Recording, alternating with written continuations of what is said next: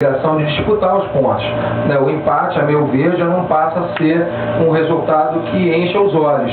É um jogo difícil, eu acho que o Vasco ainda encontra dificuldade em escalar Felipe, Juninho e Diego Souza no mesmo meio campo. São muitos jogadores com a mesma característica, o time fica fraco na combatividade, então tudo leva a crer que nessa disputa de meio campo o São Paulo leve a melhor. Eu acho que tudo depende muito das escapadas do Éder Luiz pela direita, e eu não teria dúvida em entrar com o Juninho na lateral esquerda no lugar do Gilmar. Gilmar é cabeça de área, é um jogador com outras características. Eu acho que o Vasco tem que ficar mais ou menos equilibrado. Se entrar o Fagner, ele segura um pouquinho, solta o Éder Luiz e o Juninho pelas pontas, o jogo é pelos flancos. Então penso dessa forma, um jogo difícil para o Vasco, em que, em virtude do resultado com o Bahia, precisa o Vasco buscar alguma coisa contra o São Paulo. Agora, o Welton, né? A gente fala muito aí, Alexandre Welton. Acho que o Welton,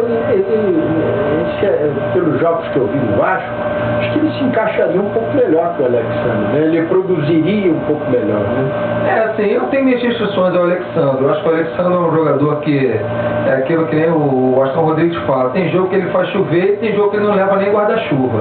Entendeu? Então é complicado.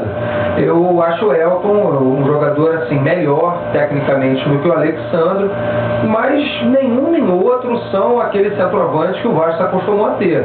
Um Vasco que teve Romário, que teve Roberto Dinamite, que teve Ademir, enfim, mais recentemente o Valdir Bigode. A torcida do Vasco ela é acostumada a esse jogador centroavante emblemático, que sem sombra de dúvida não é nenhum nem outro. Então, não sei, um ou outro aí joga a camisa pro alto e vê quem pega. Muito bem, Vasco e São Paulo e Vasco. O São Paulo é o grande favorito, né, mano? O São Paulo normalmente jogando em casa vai bem, pela força aí da torcida, do grupo, da estrutura do São Paulo, que é uma estrutura acima da média no futebol brasileiro. Agora, esse Vasco fora de casa é o que eu falo, esse Vasco fora de casa ele cresce. E também faço aqui o mesmo ressalvo que fiz no jogo com o Atlético. Não vai ser um jogo também para o São Paulo, um jogo aberto. Esse jogo para mim é aberto. Não teria favorito, não. Um grande clássico aí brasileiro. Um clássico que já definiu o Campeonato Brasileiro, inclusive o Vasco campeão brasileiro em São Paulo com o gol do Soraca. Agora, uma coisa que eu sinto falta nesse campeonato é uma final, né? A grande final, né? Porque não tem a final, porque, por exemplo, hoje, a princípio, o Corinthians hoje seria campeão antecipadamente, entendeu? Então, isso tira um pouco da emoção, né? Isso é a grande final, entendeu? Então, sabe, poderia até criar uma fórmula aí de pegar os dois primeiros, uma diferença aí pouco de pontos para fazer uma grande final, entendeu? Então, o critério técnico ele esbarra nessa questão. Agora, é verdade. Agora, é a fórmula mais honesta do Campeonato Brasileiro, porque realmente ganha o campeonato. Você premia um time mais consistente. Exatamente. Você tem chance de ir lá e voltar, né?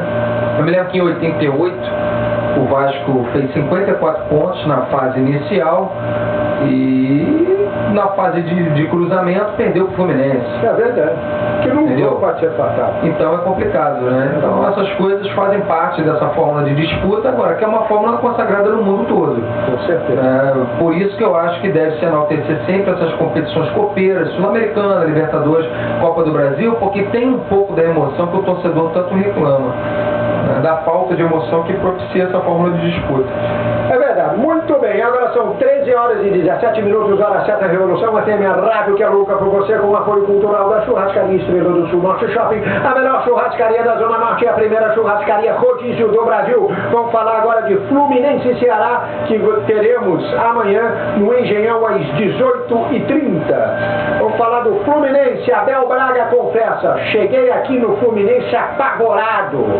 Abel Braga ainda não conseguiu relaxar desde que chegou ao Fluminense.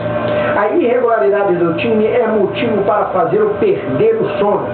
Afinal de contas, contra o Palmeiras, o time jogou uma bela partida e conseguiu uma importante vitória. Já no último jogo contra o Atlético Mineiro, uma derrota na qual o time foi extremamente apático, o treinador sabe que o cenário está longe do ideal. No entanto, confia muito em sua recuperação. Tanto que o sentimento de medo que teve antes de assinar já faz parte do passado. Fui prevenido da dificuldade que encontraria aqui, mas quero resgatar o poder de reação nos últimos anos, diz o técnico Abel Braga. O outro Outro motivo apontado por Abel Braga foi a gangorra de emoções vivida pelo Fluminense e, consequentemente, por parte do elenco tricolor nos últimos anos. Em 2009, um milagre salvou o que poderia ser um dos piores anos da história recente do clube. Já no ano seguinte, sai da água para o vinho com uma dramática conquista no Campeonato Brasileiro. Ele acaba chegando no meio deste turbilhão. Outra notícia envolvendo o Fluminense. Fluminense contrata advogados especializados para o caso Martinútil. A chegada de Martinútil ao Fluminense foi repleta de polêmicas. Afinal de contas, o jogador havia assinado um pré-contrato com o Palmeiras. Na visão do tricolor, o documento não tinha validade e a contratação foi oficializada. Mas o clube paulista já avisou que vai se movimentar para julgar o caso na FIFA. Para evitar qualquer tipo de punição, a diretoria do Flu contratou o escritório dos advogados Marcos Mota e Bichara Neto, especialistas nesse tipo de causa. A dupla se junta a Daniel Cravo e a principal tese da defesa já foi formulada.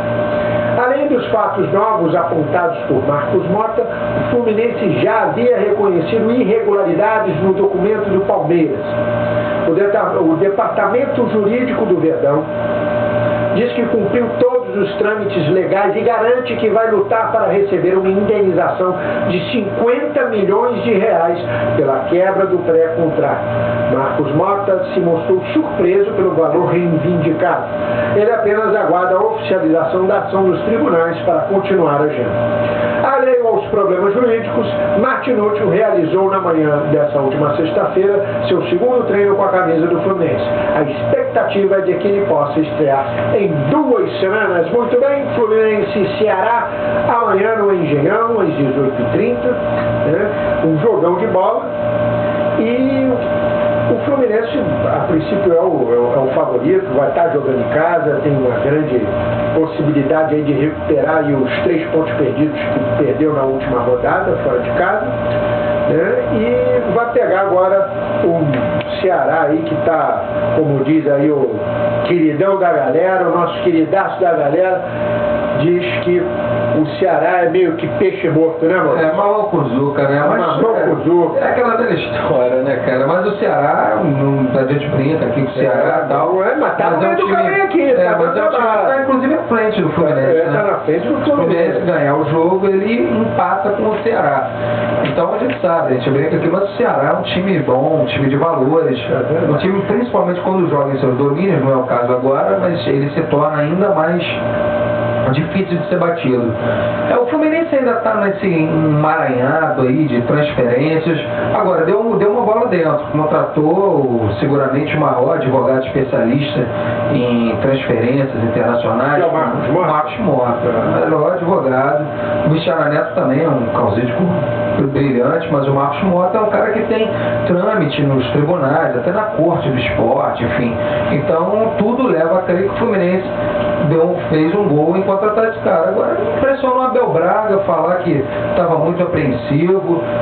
O futebol brasileiro, ele é assim mesmo. O patamar de exigência é enorme. Mas é um camarada que, pô, né? É rodado. Já está acostumado aí a entrar no turbilhão aí. Para, não é nenhuma menina de colégio, né? É um treinador experiente, um treinador que por onde passou foi campeão, pelo Vasco, pelo Flamengo, campeão mundial interclubes internacional. E, sem sombra de dúvida, não dá para comparar aquela vida tranquila do Oriente Médio, que o cara treina uma vez por dia à noite, né, com essa exigência que é enorme no futebol brasileiro. Aqui o cara tem que realmente se reinventar todo dia, matar um leão por dia. Agora, Maurício, no caso do Martinútil, você acha que, juridicamente falando, você como advogado, você vê realmente que esse caso é um caso que o Palmeiras, na verdade, na minha concepção, tá com dor de cotovelo, né? Perdeu a parada e agora quer ver se consegue aí um dinheirinho para recuperar aí o que acontece é o seguinte, parada que perdeu. Havia uma relação de prejudicialidade aí, uma situação anterior que impede pede o exame da própria assinatura com o Fluminense. Havia uma opção de compra, uma opção de manutenção do empréstimo pelo Peñarol. E o Palmeiras atropelou essa etapa.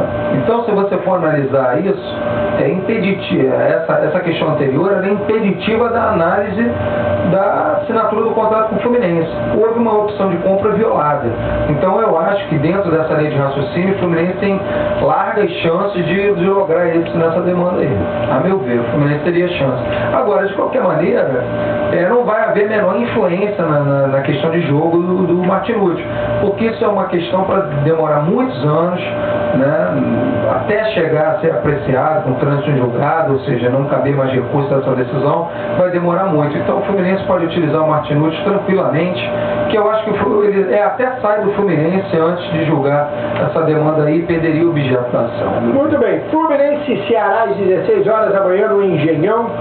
O Fluminense é o grande favorito. Acho que o Fluminense tem tudo aí, até precisa ganhar corpo na competição, precisa encorpar um pouquinho. Estão com os seus titulares agora, agora se viabilizar aí o aproveitamento do Rafael Sobis, né, ver se essa tendinite consegue ser sustada, né, enfim, e aproveitar ele com o Fred. Você tem uma grande dupla de ataque aí, né, com o Souza, o Beto criando. A ausência do Conca, ela ainda é recorrente.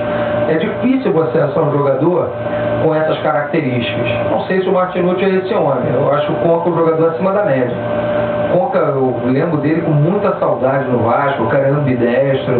E ali eu sereno. O camarada de ligação saiu do Fluminense, principal camarada. O grande articulador, né? O grande articulador, então é complicado. E o Deco é um jogador que tem qualidades, sem sombra de dúvida, passou bem por Chelsea, por Porto, pelo Barcelona, mas o peso da idade, né? A idade, ela vai fazendo a ação da gravidade funcionar, né? Então é complicado. Muito bem, agora são 13 horas e 25 minutos da Hora Certa Revolução, aqui é a rádio que é louca por você. Vamos falar de Internacional e Atlético Goianiense, que vai acontecer amanhã no Beira-Rio, às 16 horas.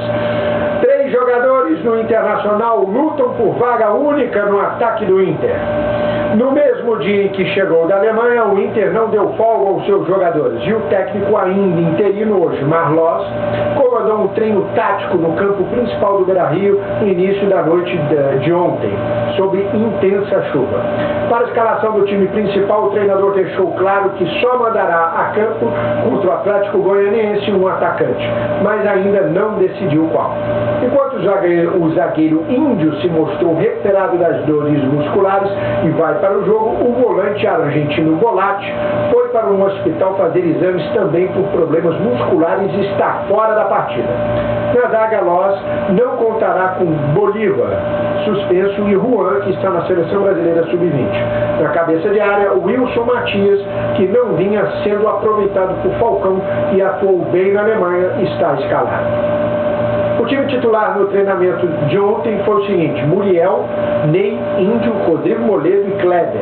No meio-campo, Wilson Matias, Elton Tinga, Andrezinho D'Alessandro e Lucas Roger, ou Delatori e depois Jô, né?